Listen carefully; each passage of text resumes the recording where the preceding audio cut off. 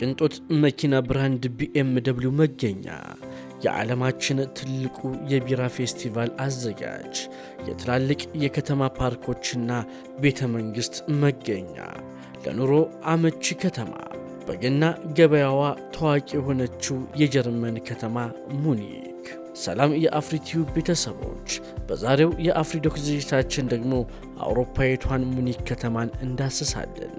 ቪዲዮውን ከወደዳችሁት ላይክ፣ ኮሜንት እና ሼር እንዲሁም የእኛ ቤተሰብ ለመሆን ሰብስክራይብ በማድረግ እንድትቀላቀሉን እየጋበዝን ወደ ቪዲዮ እናመራለን።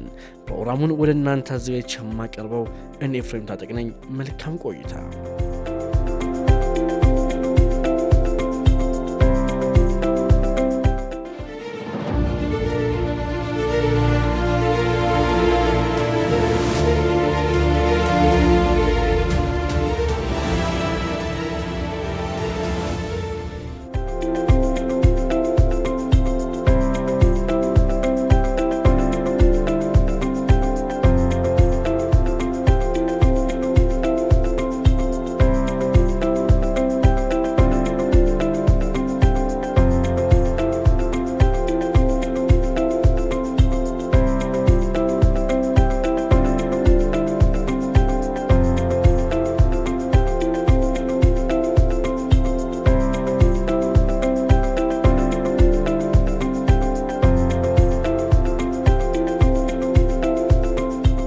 ሙኒክ የጀርመን ግዛት የሆነችው የባቫሪያ ዋና ከተማ ናት። የቆዳ ስፋቷም 310 ስኩዌር ኪሎ ሜትር ሲሆን በዚህም በደቡብ ጀርመን ትልቋ ከተማ ናት።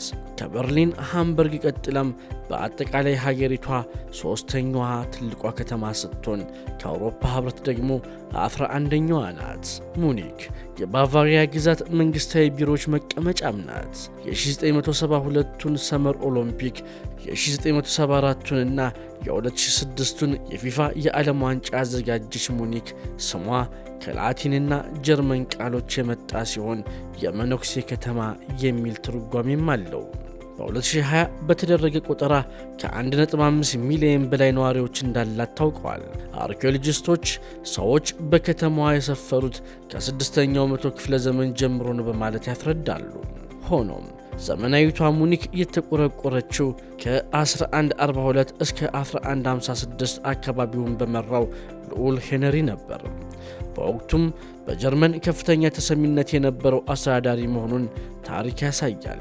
ለከተማዋ መስፋፋትም በውስጧ ይኖር የነበረ አንድ የካቶሊክ መነኩሴ በውስጧ በሚገኘው የሳር ወንዝ ላይ ድልድይ መስራቱና ይህም ከተማዋ ለምታካሂደው የጨው ንግድ ከፍተኛ አስተዋጽኦ ማድረጉን የታሪክ ባለሙያዎች ያስረዳሉ። በ1020ዎቹም የበርካታ ፖለቲካ ፓርቲዎች ዋና መቀመጫም ነበረች። ከነዛ መካከልም ናዚ ሙኒክን ዋና ከተማዋ አድርጓትም ነበር። ከ1618 እስከ 1648 በቆየው የ30 ዓመት ረጅሙ የአውሮፓ ጦርነት ከተማዋ ከፍተኛ አስተዋጽኦ ያደረገች ሲሆን የፖለቲካ ማዕከልም ነበረች። በሁለተኛው የዓለም ጦርነት በበርካታ ቦምብ ፍንዳታዎች ፈራርሳ የነበረ ቢሆንም በ1949 በአሜሪካ ጦር ከናዚ ነፃ ከወጣች በኋላ በድጋሚ ልትታነጽም ችላለች። ከጦርነቱ በኋላም የከተማዋ ግንባታ በፍጥነት ሲካሄድና በኢኮኖሚዋም ስታድግ የነዋሪዎቿ ቁጥርም አብሮ ጨመረ። በወቅቱ በ1950ዎቹ በዘታይም መጽሔት የኢኮኖሚው ተአምር በመባልም ተገልጻለች። በ1806 ባቫሪያ ራሷን የቻለች ሀገር ስትሆን ሙኒክ ደግሞ የአርት፣ የአርኪቴክት፣ የባህልና የሳይንስ ማዕከል ሆነች። ዛሬ ላይም ቢሆን ከተማዋ የአርት፣ ሳይንስ፣ ቴክኖሎጂ፣ ፋይናንስ፣ ስነ ጽሑፍ፣ ባህል፣ ትምህርት፣ የፈጠራ ቢዝነስና የቱሪዝም ማዕከልም ናት። የከተማዋ የኑሮ ሁኔታም ቢሆን ከጀርመን አንደኛ ከዓለም ደግሞ ሶስተኛ ጥራት ያለውም ተብሏል። በተለያዩ ጥናቶችም ለመኖር ምቹ ከሚባሉ ከተሞች መካከልም ተመድባለች። በኑሮ ውድነቷም ቢሆን ከጀርመን ተጠቃሽ ከተሞች መካከል አንዷ ናት። በግሎባላይዜሽን ኤንድ ወርልድ ራንኪንግ ሪሰርች ኢንስቲትዩት መሰረት በ2015 አልፋ ከተማም ተብላለች። ኢኮኖሚዋ በቴክኖሎጂ ምርቶች፣ በአውቶሞቢል፣ በተለያዩ ኤሌክትሮኒክስና በፈጠራ ስራዎች ምርት ላይ ያተኮረ ነው። ከተማዋ በጀርመን አነስተኛ የሥራ አጥ ቁጥር ያለባት ከተማም ናት። በጂዲፒዋም ቢሆን ከሀገሪቷ ሶስተኛዋ ናት። ኢኮኖሚዋ በፍጥነት ከሚያድጉ ከተሞች መካከል ስትመደብ በተደረገ ጥናትም በከተማዋ የሚገኙት ድርጅቶች ባለቤትነታቸው የሌላ ሀገር ዜግነት ባላቸው ባለሀብቶች መሆኑ የታወቀ ሲሆን ይህም ከከተማዋ ነዋሪዎች 37 በመቶውን ይይዛል። ከየትኛውም የጀርመን ከተማም ጠንካራ የሚባል ኢኮኖሚ አላት። የትላልቅ የዓለማችን ተቋማትም መገኛ ናት። እንደ BMW፣ ሲሜንስ፣ MAN እና አሊያንዝ የመሳሰሉት።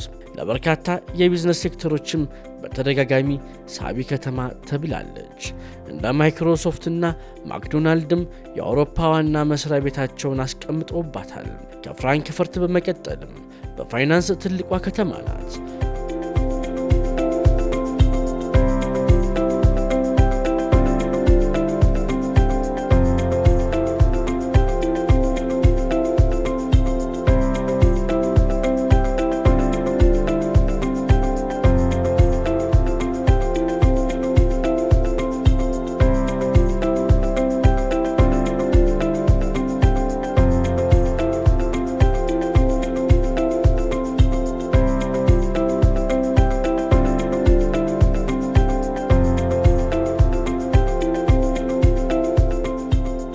ሙኒክ በርካታ ሰዎች ለሥራ ከሚመርጧቸው የአውሮፓ ከተሞች መካከልም አንዷ ናት።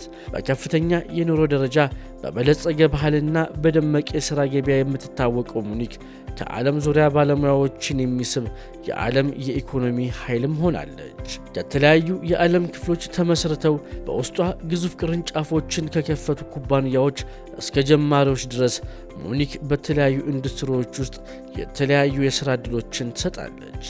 የከተማዋ ስልታዊ አቀማመጥና በደንብ የዳበረ መሠረተ ልማት ለንግድ ሥራና በተለያዩ የሥራ መስኮች ላይ ለተሰማሩ ሠራተኞች ማራኪ ያደርጋታል። ሙኒክ በቴክኖሎጂና በፈጠራ ዘርፍ ውስጥ ባለው ጠንካራ ተሳትፎዋ ምክንያት ብዙውን ጊዜ የጀርመን ሲሊኮን ቫሊ ተብላ ትጠራለች። ከተማዋ እንደ ማይክሮሶፍት፣ IBM እና ጎግል ያሉ ኩባንያዎች እንዲሁም ስኬታማ የሀገር ውስጥ ስታርታፖችን ጨምሮ የበርካታ ዓለም አቀፍ የቴክኖሎጂ ግዙፍ ኩባንያዎች መኖሪያ ነች። የሙኒክ የዳበረ ስታርታፕ በተለይም እንደ ሶፍትዌር ልማት፣ አርቲፊሻል ኢንተለጀንስ እና ሮቦቲክ ባሉ መስኮች ለቴክኖሎጂ ባለሙያዎች ሰፊ ዕድሎችን ትሰጣለች። ከተማዋ ብዙ የፈጠራ ማዕከሎች፣ ኢንኩቤተሮችና አፋጣኝ የሥራ ፈጠራ ሥራዎችን የሚያሳድጉና በዲጂታል ኢንዱስትሪዎች ውስጥ ተሰጥኦን የሚስቡ ማዕከሎችም አሏት። ጀርመን በምህንድስና ብቃቷ ትታወቃለች። እናም ከታዋቂ ከተሞቿ መካከል የምትመደበው ሙኒክም ከዚህ የተለየ አይደለም። ከተማዋ የዋና የምህንድስናና የማኑፋክቸሪንግ ኩባንያዎች ማዕከልም ናት። ይህንንም ጨምሮ እንዲሁም በተለያዩ ኢንዱስትሪዎች ውስጥ ላሉ ባለሙያዎች የተትረፈረፈ የሥራ ዕድሎችን የምትሰጥ ከተማ ነች። ቴክኖሎጂ፣ ምህንድስና፣ ፋይናንስ፣ ጤና አጠባበቅና የፈጠራ ኢንዱስትሪዎችን ብዙ የሥራ አማራጮችን ይሰጣሉ። የከተማዋ ከፍተኛ የኑሮ ደረጃ፣ ዓለም አቀፋዊ የአካባቢ ሁኔታና ከበርካታ ሰዎች ጋር የመገናኘቱና የመተዋወቁ ሁኔታ ለሥራ እድገት ከፍተኛ አስተዋጽኦ ያደርጋል። በውስጧ የኑሮ ውድነት ከፍተኛ ሊሆን ቢችልም ጠንካራ የሥራ ገበያ፣ ከፍተኛ ደሞዝና በሥራና በግል ሕይወት ላይ ባለው ተመጣጣኝ ምቾት ሙኒክ በሥራው ዓለም ረዥም ጊዜ ለቆዩና አዳዲስ ለሚቀላቀሉ ባለሙያዎች መዳረሻ ያደርጋታል።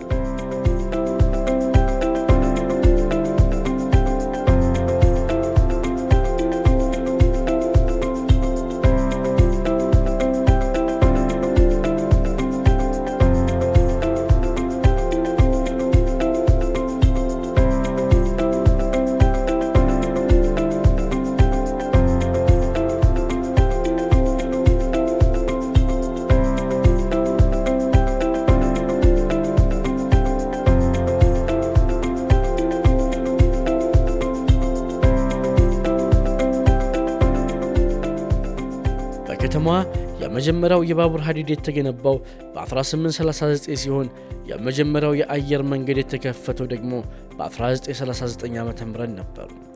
የተሳፋሪዎቹ ቁጥር እየጨመረ ሲሄድም በ1992 አሁን ወዳለበት ስፍራ ተዛውሮ በ1575 ሄክታር መሬት ላይ አርፎ በአዲስ መልኩ ተከፈተ። በአሁኑ ወቅትም አየር መንገዱ በጀርመን ሁለተኛው በአውሮፓ ደግሞ 9ኛው ሰው የሚበዛበት አየር መንገድ ነው። በዓለም አቀፍም 15ኛን ደረጃ ይይዛል። በ2019 በተደረገ ቆጠራም ከ47 ሚሊዮን በላይ ተጓዦችንም አስተናግዷል። ኤልኤምዩ ወይም የሙኒክ ዩኒቨርሲቲ ከከፍተኛ ትምህርት ሰጪ ተቋምነቱ በተጨማሪ የተለያዩ ጥናትና ምርምር የሚካሄድበት ተቋም ነው።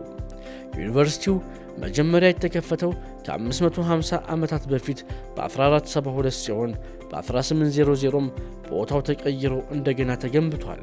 የሀገሪቱ ስድስተኛው በዕድሜ ትልቁ ዩኒቨርሲቲም ነው። በጀርመን በትምህርት ጥራታቸው አሉ ከሚባሉ ዩኒቨርሲቲዎች ውስጥ ይካተታል። በአሁኑ ሰዓትም ከ51,000 በላይ ተማሪዎችና ከ13,000 በላይ ስታፎች አሉት። በሀገሪቱ በተማሪዎች ብዛት ሁለተኛውም ሆኗል። ዩኒቨርሲቲው በተለያዩ ካምፓሶችና አካባቢዎች 18 የትምህርት ክፍሎችንም ይሰጣል። በተለያዩ ጊዜ በተደረጉ ጥናቶችም የምርጥ ዩኒቨርሲቲ ዝርዝሮች ውስጥ በግንባር ቀደምቶቹ መካከልም ተካቷል። የዓለማችን ትልቁ የሳይንስና ቴክኖሎጂ ሙዚየም የሆነው ዶቼ ሙዚየምም በሙኒክ ነው የሚገኘው። ሙዚየሙ የተመሰረተው በ1903 ኦስካር ቮን ሚለር በተባለ ጀርመናዊ ኢንጂነር ነበር። 50 ከሚሆኑ የሳይንስና ቴክኖሎጂ ዘርፎች የተውጣጡ 28,000 ስብስቦችም አሉት። በዓመት ከ1.5 በላይ ጎብኚዎችም አሉት። ሌላኛው በከተማዋ የሚገኘው የቱሪስት መዳረሻ ደግሞ የቢኤምደብሊው ሙዚየም ሲሆን ሙዚየሙ በ1973 ዓመተ ምህረት ነበር የተመሰረተው። ሙዚየሙ የመኪና ታሪክን የሚያሳይ ቁሶችንም ይዟል። በኋላም ከ2004 እስከ 2008 ዓመተ ምህረት ድረስም ታድሶ በአዲስ መልኩ ተከፍቷል። ሙዚየሙ 5000 ስኩዌር ሜትር ስፋትም አለው። በውስጡ ስለ መኪኖች ታሪክ የሚያሳይ 120 የሚሆኑ ስብስቦችም አሉት። ከ2000 በላይ ሰዎችም በዓመት ይጎበኙታል። ከሙዚየምነቱ በተጨማሪም የተለያዩ ኤግዚቢሽኖችንም ያዘጋጃል። የሙኒክ እንግሊዝ ጋርደን በጀርመን ትልቁ የከተማ ፓርክ ነው። 368 ሄክታርም ይሸፍናል። በአገሪቱ ከሚገኙ ምርጥ የተፈጥሮ ስፍራዎች መካከልም ይመደባል። ዲዛይን የተደረገው በ1785 ዓመተ ምህረት ሲሆን በ1989 ዓመተ ምህረት ለሕዝብ ክፍት ሆኗል። የተለያዩ ጎብኚዎችን፣ ስፖርተኞችንና ሳይክል አሽከርካሪዎችንም ይስባል። በፓርኩ የተሰራው መንገድ 75 ኪሎ ሜትር ሲረዝም 15 ኪሎ ሜትር የሚረዝም ደግሞ ሃንዝ ይገኝበታል። በወንዙ ከ100 በላይ ድልድዮች ይገኛሉ። ፓርኩ የተለያዩ ምግብ ቤቶችን ከመያዙ በተጨማሪም የባቫሪያ ብሔራዊ ሙዚየም መገኛም ነው። ሙዚየሙ የመካከለኛው ዘመን የጀርመን ታሪክን የሚያሳዩ ቅርሶችንም ይዟል። ሌላኛው ታዋቂ የከተማዋ ፓርክ ደግሞ ኦሎምፒክ ፓርክ ተብሎ ይጠራል። የ1972ቱ ሰመር ኦሎምፒክ የተካሄደበት ስፍራም ነው። 2.7 ሚሊዮን ስኩዌር ሜትርም ይሸፍናል። ፓርኩ መጀመሪያ የተሰራው ለወታደራዊ ስልጠና ነበር። በአሁኑ ወቅት ስፍራው በከተማዋ ትላልቅ የተባሉ ፌስቲቫሎችንና ኮንሰርቶችን ያስተናግዳል። የኦሎምፒክ ውድድሩ የሚካሄድበትን ስቴዲየምን ማየት የሚፈልጉ ሰዎች ይጎበኙታል። የሙኒክ የገና በዓል ገበያ በጀርመን ታዋቂው ገበያ ነው። ገበያው በየዓመቱ ከበዓሉ 2 ወር አስቀድሞ የሚጀምር ሲሆን ሁለቱንም ወራት ለ24 ሰዓታት የሚቆይ ገበያ ነው። በውስጡም ከበዓሉ ጋር የሚገናኙ ቁሶች፣ ባህላዊና የእጅ ሥራ ውጤቶች፣ ልዩ ልዩ የስጦታ ዕቃዎች እንዲሁም ምግብና መጠጥን ይይዛል። ይህን ገበያም ለማየት በየዓመቱ ከተለያዩ የዓለማችን ክፍሎች ቱሪስቶች ወደ ከተማዋ ይጎርፋሉ። ክቡራት ተመልካቾቻችን በሙኒክ ከተማ ላይ ያተኮረው የአፍሪዶግ ዝግጅታችን ይህን ይመስል ነበር። እንደወደዳችሁ ተስፋ እናደርጋለን። እንደዚህ አይነት መረጃዎች እንደርሷችሁ ቻናላችንን ላይክ፣ ሼር፣ ሰብስክራይብ ማድረግዎን አይርሱ። ፕሮግራሙን ወደ እናንተ አዘጋጅቼ ያቀረብኩትን ኤፍሬም ታጠቅ ነበርኩኝ። መልካም ጊዜ